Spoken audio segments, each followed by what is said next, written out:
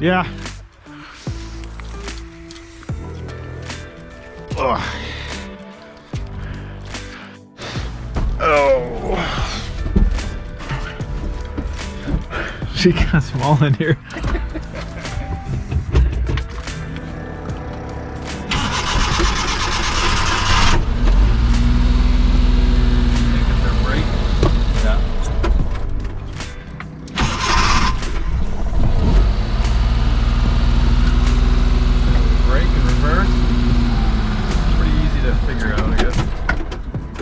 You might want it close to flat ground. Yeah.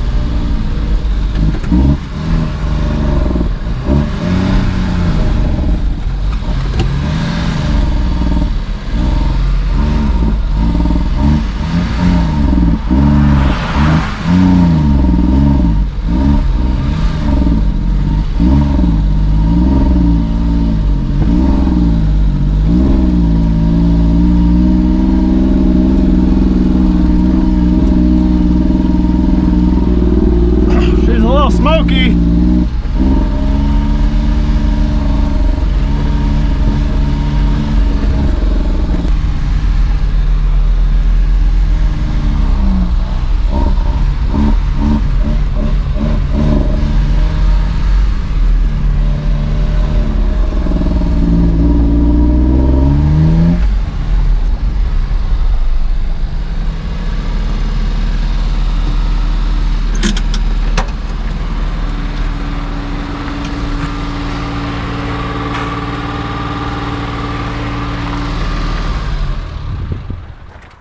What is happening, guys? Welcome back to the channel. As you can see, we just bought a new mini truck. I have been looking for one of these for quite some time. I really wanted the Toyota mini truck, but I found this one. This is a Suzuki. Actually, my neighbor had it sitting out front of his shop. I asked him if he wanted to sell it. We made a deal and we got it home. It does need some work, but I'm excited to get working on this thing. I probably won't start right away.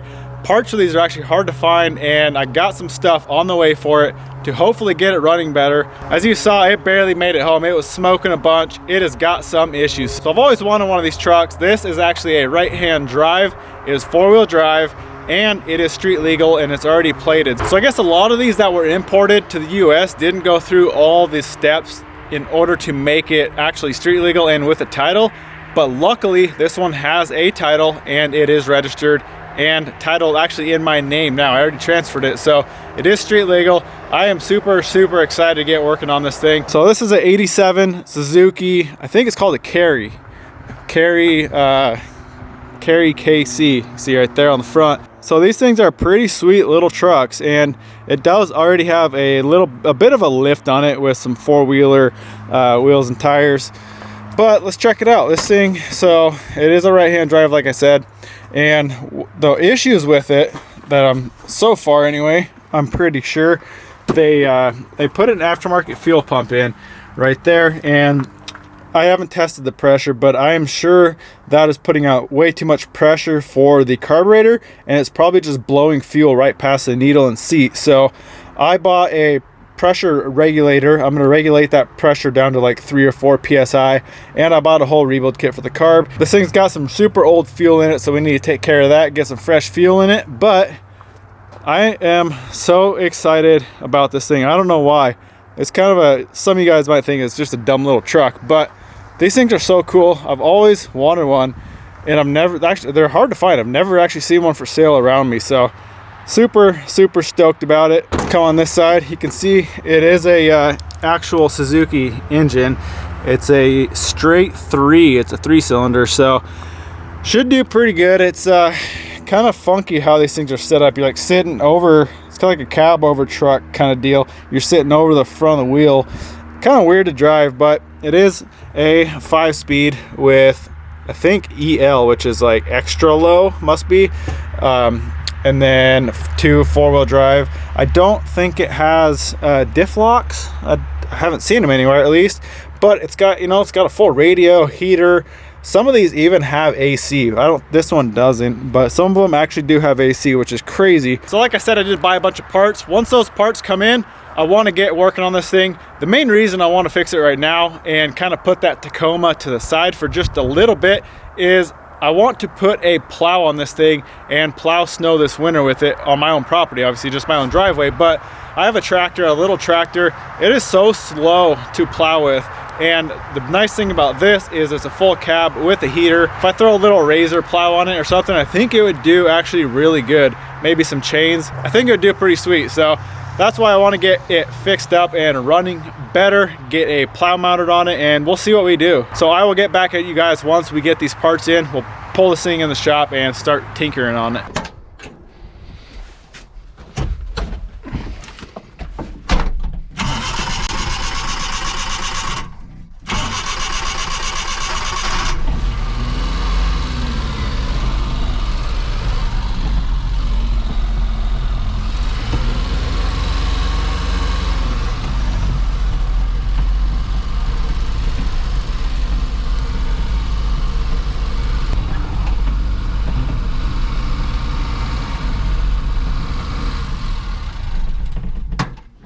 All right, we got this bad boy in the shop. I still haven't got my rebuild kit for the carb or fuel pump or anything like that, but I do kind of want to get tinkering on it. So this tube, or this tire, there's no tube in it, but I got a tube for it. It's been leaking, so I'm gonna throw a tube in that, and then I guess we can go around and see what else we can figure out until we get that fuel stuff in.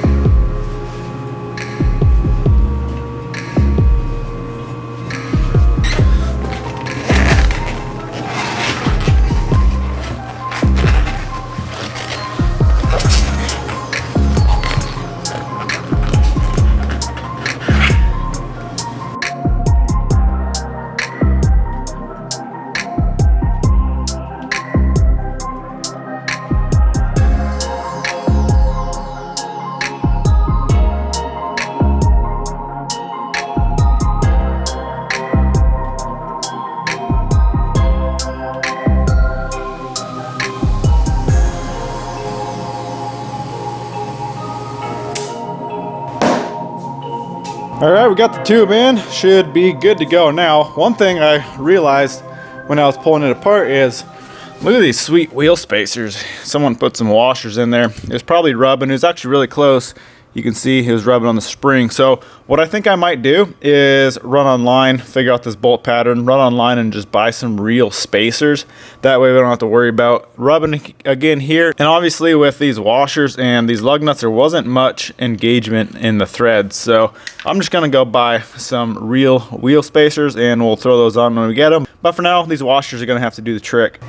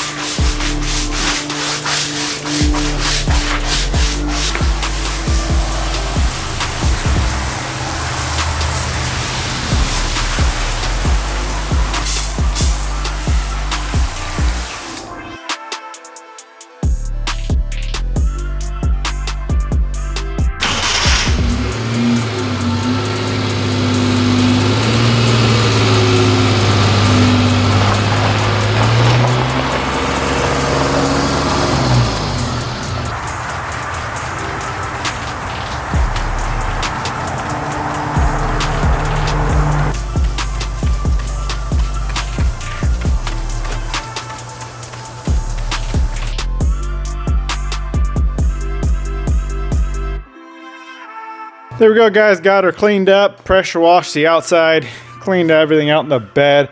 Honestly, don't know. I think this is factory, this little cover.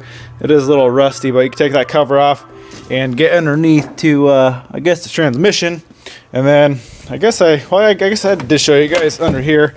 The motor is, you're literally sitting on right on the motor. So it's pretty cool. We got the inside all cleaned up and looking a lot better. Well, that's a wrap for this video, guys. Once we get the fuel pump, the carb rebuild, all that good stuff in, we will get back out here and see if we can get this thing running better. We'll go drop a comment down below. Let me know what you guys think. Go smash that thumbs up button, comment, subscribe.